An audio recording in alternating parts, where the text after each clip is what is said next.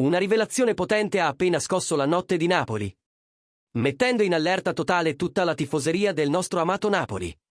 Siamo tornati con un altro aggiornamento bollente, di quelli che nessuno vuole perdere, portando informazioni freschissime direttamente dai corridoi azzurri. Come sempre, restiamo fermi nella missione di alzare il livello, portandovi tutto ciò che è più recente, più affidabile e più decisivo per il futuro del club. Prima di andare avanti con questo tema che sta già facendo parlare tutta la città, lascia un like e iscriviti al canale, questo aiuta tantissimo il nostro lavoro.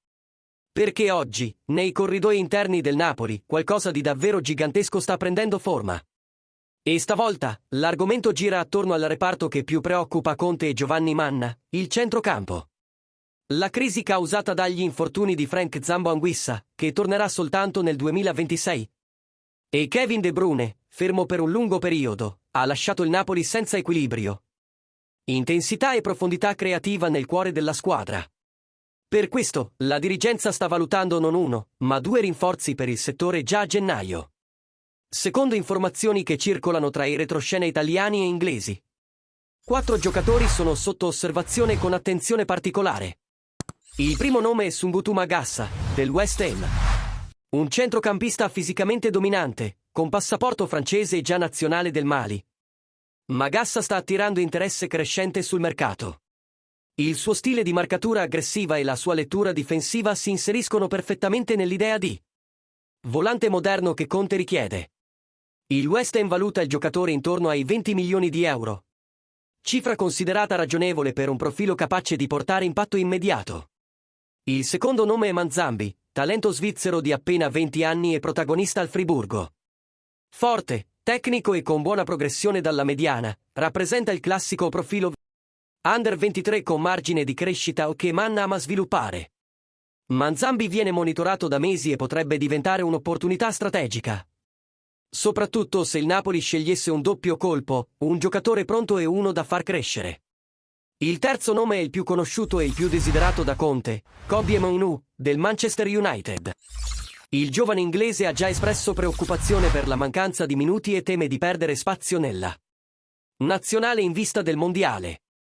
I suoi rappresentanti hanno indicato apertura a una cessione in prestito, e il Napoli sta seguendo attentamente ogni movimento dello United. Se Amorim indicherà di non poter garantire sufficiente tempo di gioco, il prestito diventerebbe un'ipotesi concreta. E il quarto nome citato nelle ultime ore è Quinten Timber, del Feyenoord. Nonostante Conte abbia qualche riserva sui giocatori provenienti direttamente dalle Eredivisie a causa del caso Noah Lang, Timber rimane nella lista di osservazione. Il Feyenoord valuta molto il giocatore e non intende lasciarlo partire prima della fine della stagione. Ma tutto dipenderà dall'offerta.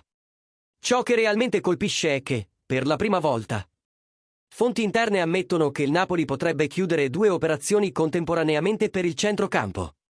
La necessità è enorme, il logoramento fisico è evidente e la stagione è estremamente impegnativa.